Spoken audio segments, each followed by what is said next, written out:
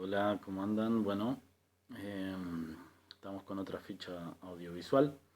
En la anterior habíamos comentado el tema del proceso de investigación. Ahora vamos a intentar eh, acercarnos un poco más a la noción de diseño.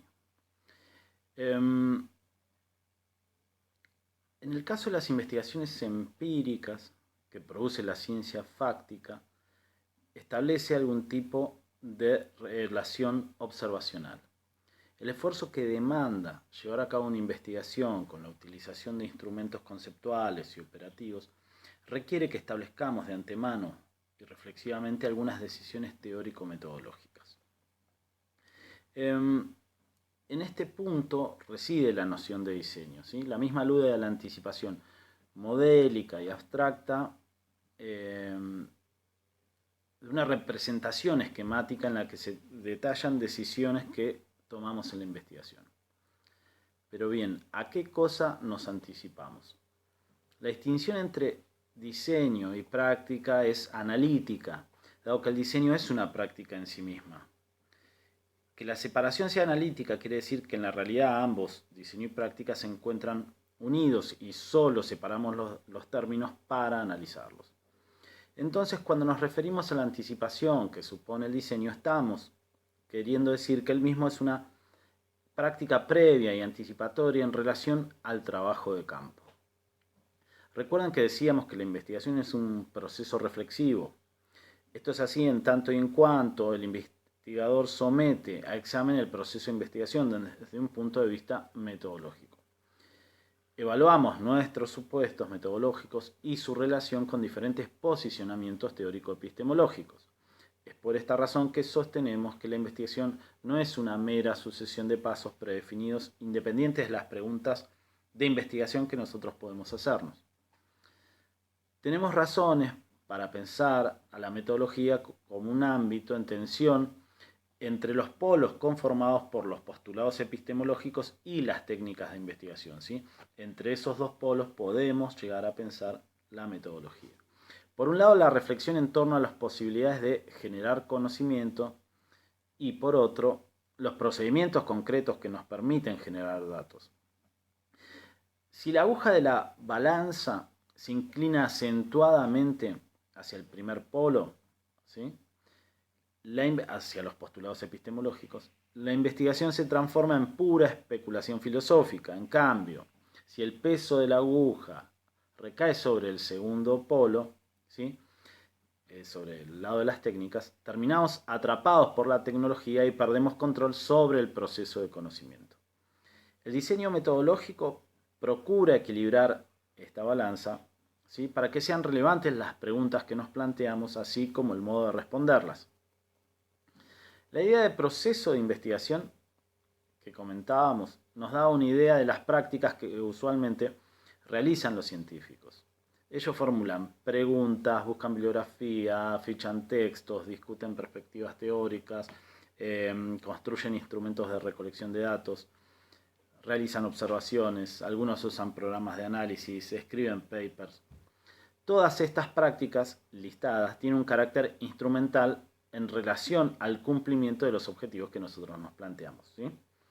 Las acciones mencionadas que componen el proceso pueden agruparse en tipos de decisiones que debemos tomar para realizar una investigación. Las decisiones intentan construir objetos de indagación y es necesario anticiparlas en un diseño. Podemos decir de alguna manera que es el mapa con el itinerario marcado, ¿sí?, de los lugares que vamos a visitar. Eso es el diseño básicamente. Por eso se define como la anticipación modélica y abstracta, como una representación esquemática en la cual se detallan acciones necesarias para construir la investigación antes de tener contacto con la observación o el trabajo de campo. Piovani, en quien nos estamos basando principalmente para este comentario, destaca núcleos decisionales de toda investigación social empírica, que agrupan toda la serie de decisiones y prácticas con la que nos enfrentamos. El autor varía en su formulación de un texto a otro, ¿sí? En alguna ocasión la construcción del objeto y la selección aparecen juntas, en otro no. Pero para el caso es lo mismo, sino que más desagregado. En fin, las decisiones agrupadas por Piovani son relativas a la construcción del objeto y la selección. En este núcleo podemos agrupar prácticas como la formulación de las preguntas teóricas y empíricas, la enunciación de los objetivos, las respuestas tentativas al problema, o sea, las hipótesis, la definición de los conceptos teóricos claves, la revisión de los antecedentes. Este núcleo es el más importante porque tiene una función rectora en el proceso de investigación, dado que las otras decisiones y acciones están condicionadas de alguna manera por la operacionalización que hacemos de las decisiones que demanda este grupo. Estas decisiones hacen posible el estudio que queremos emprender. La operacionalización no quiere decir otra cosa que el proceso por el cual hacemos operativamente investigable un problema. Acá identificamos fenómenos específicos, pero lo hacemos en función de unidades de análisis y observación determinadas. Ya vamos a ver más adelante, o tal vez ya lo vieron en el material de lectura, qué quiere decir esto. Pero básicamente, digamos, esos fenómenos en función de esas unidades que nosotros creamos, situadas en contextos espacio-temporales concretos. ¿Sí? Las unidades de análisis igual básicamente, digamos, es esa construcción problemática en donde yo defino qué es lo que quiero investigar. Y las unidades de observación es básicamente de donde yo obtengo esa información. Antes del contacto observacional se realiza algún tipo de selección de casos, sujetos, grupos, barrios, escuelas, documentos, monumentos. Estos casos se inscriben en las situaciones de interés que deseamos conocer. En este marco se despliegan las estrategias de recolección de datos que forman parte del siguiente grupo que vamos a comentar. El problema se hace operativo cuando podemos especificar que queremos conocer algo de alguien, ¿sí? Queremos conocer algo de alguien. Ese alguien, tómenlo en sentido, digamos, metafórico, si se quiere, o en sentido muy amplio. Porque algo está constituido por propiedades conceptuales, referidas a un quién temporal y espacialmente delimitado. El algo es el foco que se define en el marco conceptual. Tenemos que llevar eso al plano de lo observable y para eso establecemos con claridad a quién refiere la propiedad, ¿sí?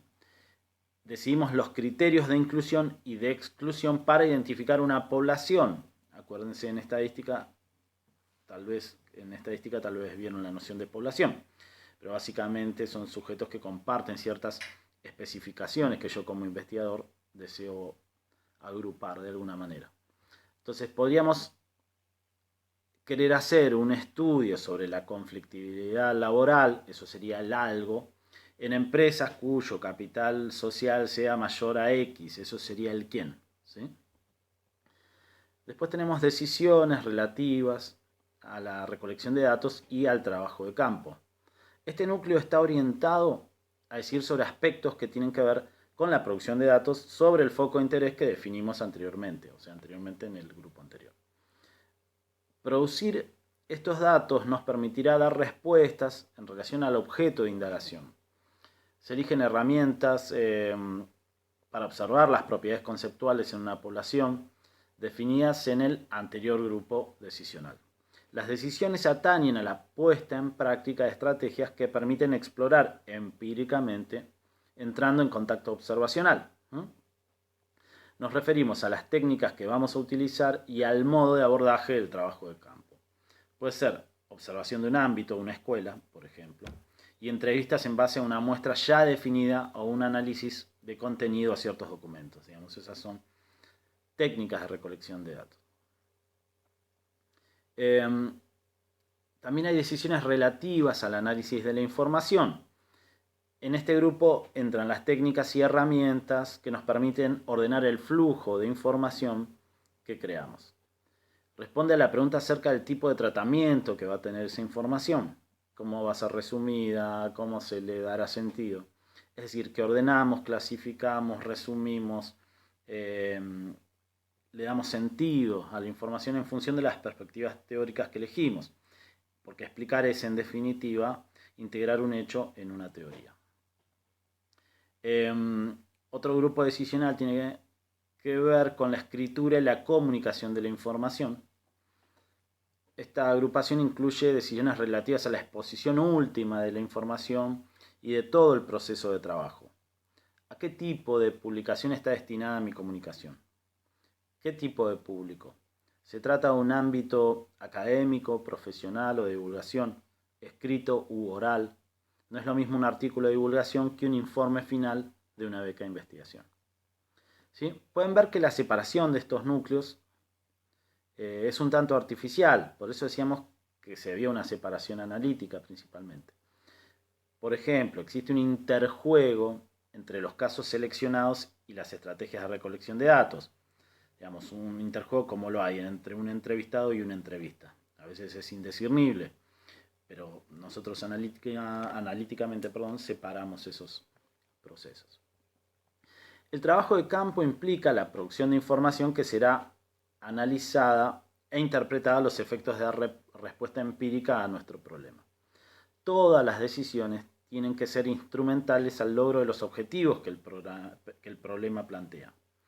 La primera y fundamental tarea del diseño tiene que ver con la delimitación del problema. ¿Qué es exactamente lo que yo quiero conocer?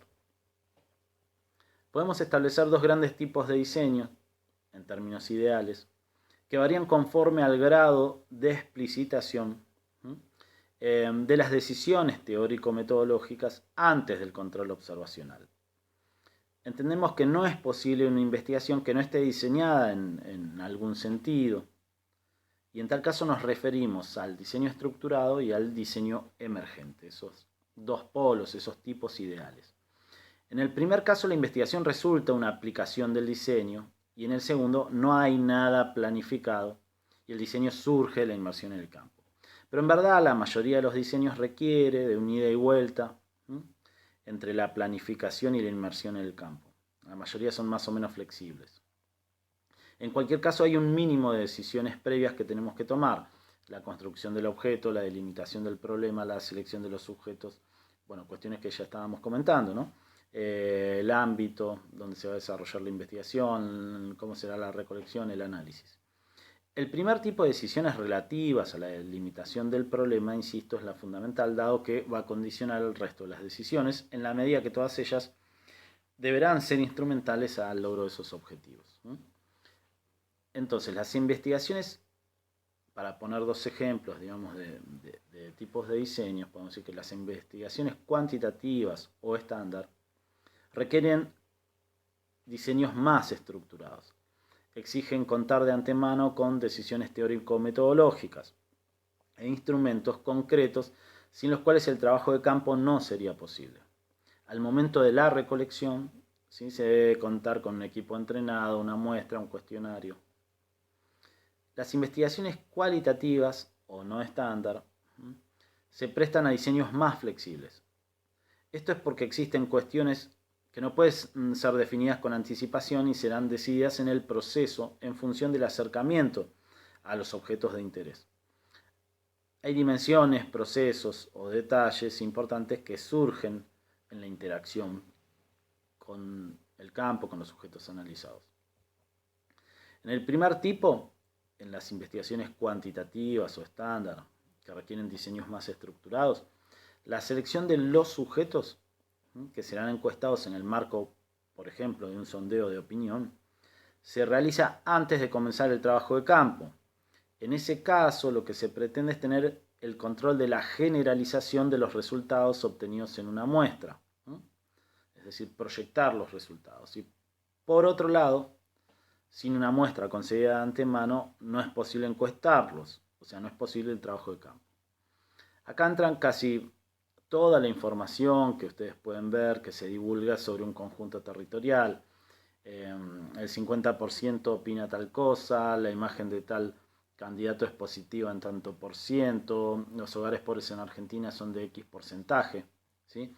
Ahí por lo general son diseños estándar que están proyectando y generalizando los resultados a todo un conjunto poblacional. Podemos decir que la selección está íntegramente configurada, puede ser un listado de personas, en un complejo proceso antes del acercamiento a la población bajo estudio. En el mismo sentido, para realizar el cuestionario estandarizado se debe diseñar de antemano el instrumento de recolección de información. Este es un producto concreto que se lleva al campo. La recolección, en este caso, se limita a aplicar de un modo uniforme el mismo cuestionario, mismo orden y mismas palabras, a todas las unidades de la muestra. Las decisiones de recolección son también producto del diseño. En el segundo tipo que mencionábamos, es decir, el que corresponde a diseños flexibles, estas decisiones están apenas esbozadas. En el trabajo etnográfico, por poner un caso, las observaciones de campo van a ser complementadas con entrevistas en profundidad. Se necesita delinear una estrategia y un conjunto de criterios para seleccionar a los entrevistados, pero la materialización del sujeto, digamos, el sujeto realmente existente a entrevistar, probablemente se logre cuando se adquiera cierto conocimiento directo en las observaciones de campo de las personas que conforman una situación específica. Esto puede llegar a cambiar los criterios referidos a quienes vamos a entrevistar. En este marco podemos llegar a usar como técnica de recolección entrevistas en profundidad, lo cual implica otro tipo de muestra que el mencionado en el tipo anterior. En este caso, el contenido y el orden de las preguntas no terminan de develarse hasta que no han sido realizadas. La entrevista es diseñada, pero como una guía orientadora que no incluye todas las cuestiones que pueden surgir en la entrevista. Esta técnica permite acceder a cierto tipo de informaciones para las cuales no se contaba con un instrumento previo, ¿sí? Imaginen, quiero producir información sobre una organización social ambientalista en el sur de la ciudad de Mar del Plata.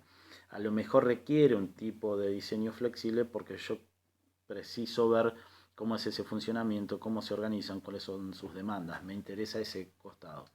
Y a lo mejor ahí voy viendo, voy cambiando, a ver cuáles son los sujetos que me resulta más interesante analizar en función de mis